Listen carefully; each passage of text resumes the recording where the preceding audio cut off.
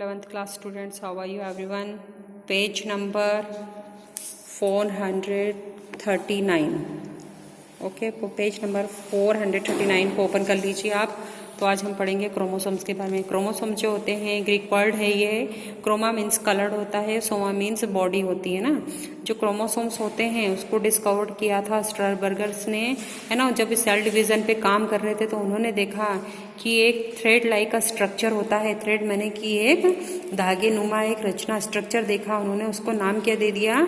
उसको नाम दे दिया है क्रोमोसोम्स। क्रोमोसोम जो होते हैं हेरिडेटियल मटेरियल होते हैं। मतलब क्या है कि एक जनरेशन से दूसरी जनरेशन में, है ना, गुणों को ले जाने का काम कौन करते हैं? क्रोमोसोम्स कहते हैं। क्रोमोसोम्स पे क्या पाए जाते हैं? जीन्स पाए जाते हैं ना, छोटे छोटे जो होते हैं जीन्स पाए जाते हैं। ठीक है। अब ये जो chromosomes and prospers in theory of chromosomal basis of heredity, है ना।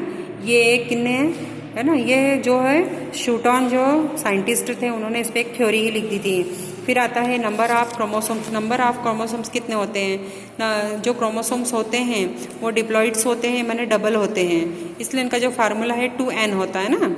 और देखिए ये क्या होते हैं? इंडिविजुअली होते हैं। एक स्पीसीज में क्या रहते हैं? इंडिविजुअली होते हैं, माने अकेले होते हैं। ये जोड़े में तो होते हैं लेकिन, है ना, ये क्या होते हैं? इंडिविजुअली फ्री होते हैं। और ये कहाँ पे होते हैं? प्रेजेंस कहाँ होते हैं? ये सेल के अंदर होते हैं। और सेल के अंदर क्या होता है?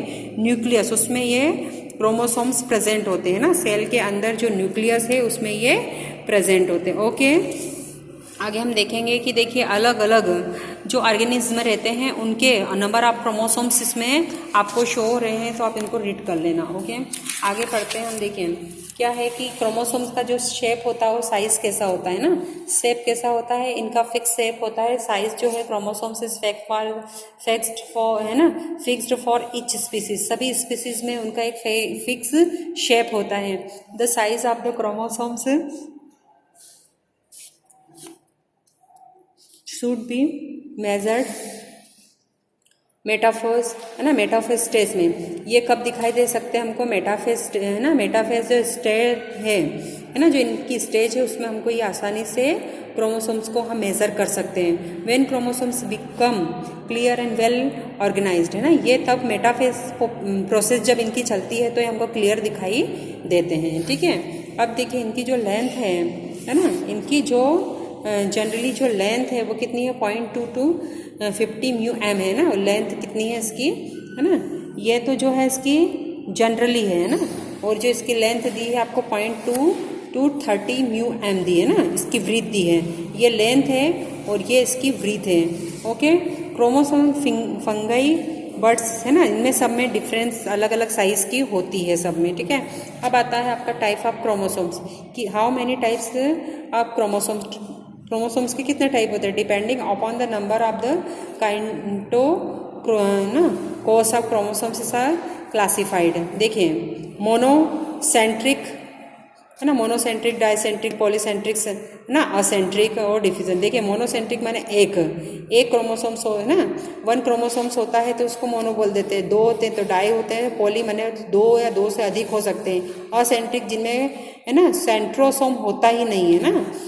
ठीक है। सेंट्रिक, आपको नाम, इनके नाम लिखने में कोई कठिनाई नहीं होगी कि देखिए सेंट्रिक माने कि सेंट्रोसोम, है ना, सेंट्रोमियर, है ना। जो सेंट्रोसोम होता है ना, सेंट्रोसोम में क्या होता है? सेंट्रोमियर होता है। आगे इसके स्ट्रक्चर देखेंगे उसमें समझ में आएगा। क्रोमोसोम्स के अंदर क्या होते हैं? सेंट्रोमियर होते हैं। तो सेंट्रोमियर कितना? 1 होगा तो क्या होंगे? ये उसको बोलेंगे हम मोनोसेंट्रिक। और डाइसेंट्रिक माने क्या होगा कि जिसमें क्या होंगे कि आपके सेंट्रोमियर्स कितने होंगे? 2 होंगे। पॉली में बहुत सारे होंगे, 2 या 2 से अधिक होंगे। और एसेंट्रिक में होंगे ही नहीं, सेंट्रोमियर होंगे ही नहीं, है ना। फिर आता है आपका, है ना, क्या होता है? टेलोसेंट्रिक। टाइप ऑफ क्रोमोसोम्स है बेसिक शेप एंड लोकेशन के। देखिए इनके अकॉर्डिंग ये अलग होते हैं। वो क्या है? ये थे जो आपके सेंट्रोमियर के अकॉर्डिंग थे क्रोमोसोम्स, और ये जो हैं उनकी शेप और साइज लोकेशन के अकॉर्डिंग कितने टाइप्स के होते हैं? तो टेलोसेंट्रिक होते हैं, है ना, एक्रोसेंट्रिक होते हैं और सबमेट्रिक सेंट्रिक होते हैं, मेटासेंट्रिक होते हैं ना। तो ये आप लोग पढ़ लेना। अब आता है स्ट्रक्चर ऑफ क्रोमोसोम।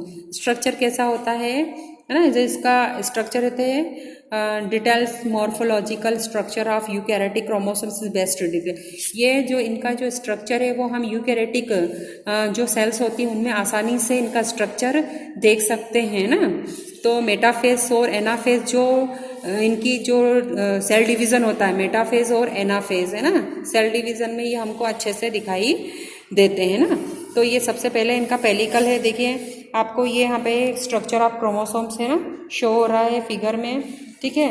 ये देखिए ये क्या है आपका, सबसे फर्स्ट है आपका यहाँ पे देखिए सैटेलाइट आता है, फिर आता है कंस्ट्रक्शन सेकेंडरी सेंट्रोमियर। ये जो पॉइंट्स हैं आपके, ये देखिए ये वाला ये पॉइंट है, ये क्या बोलते हैं सेंट्रोमियर बोलते हैं, जिसकी हमने अभी बात की थी। प्राइमरी है ना कंस्ट्रक्शन आता है, क्रोमेटिड होता है, ये क्रोमेटिड है।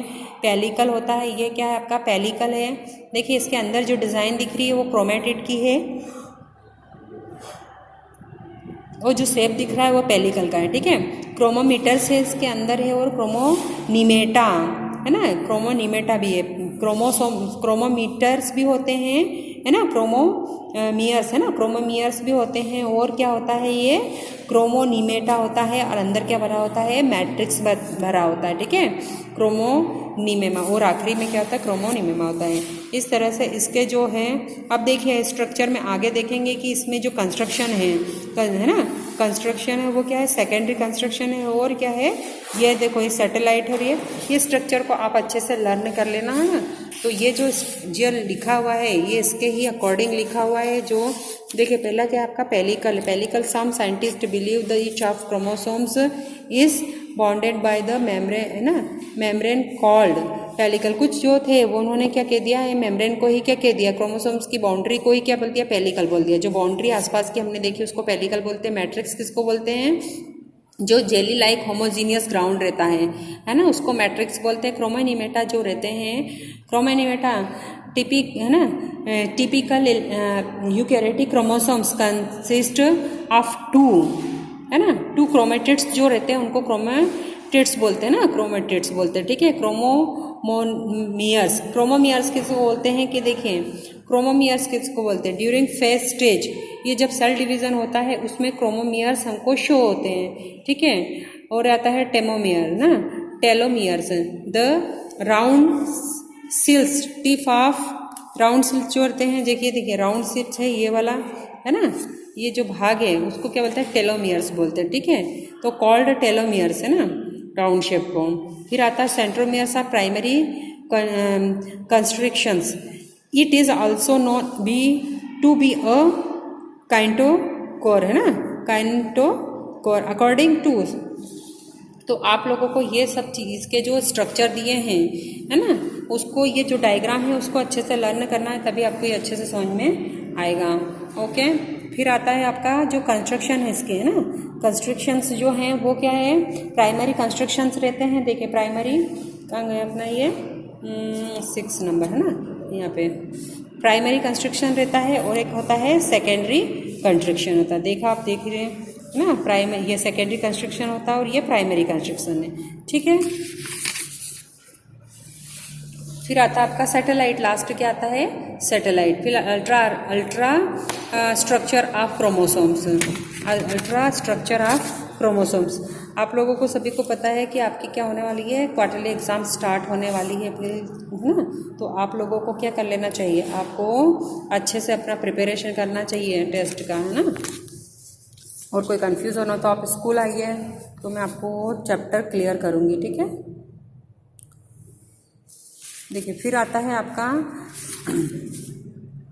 अल्ट्रा है ना, अल्ट्रा स्ट्रक्चर ऑफ क्रोमोसोम्स, ठीक है। तो ये तो देखिए इतना खास नहीं है आपके टॉपिक्स में, लेकिन सिर्फ आपको क्या करना है कि क्रोमोसोम्स है ना, क्रोमोसोम्स किसे कहेंगे वो वाला क्वेश्चन आपका प्रिपेयर करना है। फिर सेकंड है कि type of chromosomes and structure of chromosomes and functions of chromosomes. Okay, तो अभी फंक्शन देखते हैं हम, इनके फंक्शंस क्या है, काम क्या है। फर्स्ट जो क्रोमोसोम्स का जो फंक्शन होता है, chromosomes are the carry of genes, DNA को ये क्या करते हैं 1 जनरेशन से 2 जनरेशन में प्रोवाइड करवाते हैं ना। सेकंड है chromosomes are responsible for the transmission of parents character है ना, ये क्या करते हैं एक एक जनरेशन से दूसरी जनरेशन में पेरेंट्स के कैरेक्टर को ट्रांसमिट करते हैं। Chromosome result development of a new character, नए कैरेक्टर को भी डेवलप करते हैं ये, ठीक है। Heterochromatic part of the chromosome take part of the formation of nucleolus ना, ये क्या करते हैं, न्यूक्लियोलस को भी बनाते हैं, मतलब फॉर्मेट करते हैं, ठीक है। Responsible for the formation of new species and varieties, है ना। क्रोमोसोम्स की बदौलत ही हम लोग क्या नई स्पीसीज और नई वेराइटीज को बना सकते हैं। Chromosomes called sex chromosomes X और Y determine the sex of individually, है ना। जो क्रोमोसोम्स होते हैं वो एक्स और वाई होते हैं। फीमेल में कौन से होते हैं, एक्स होते हैं, और मेल में कौन से होते हैं, वाई क्रोमोसोम्स होते हैं। Okay, bye students.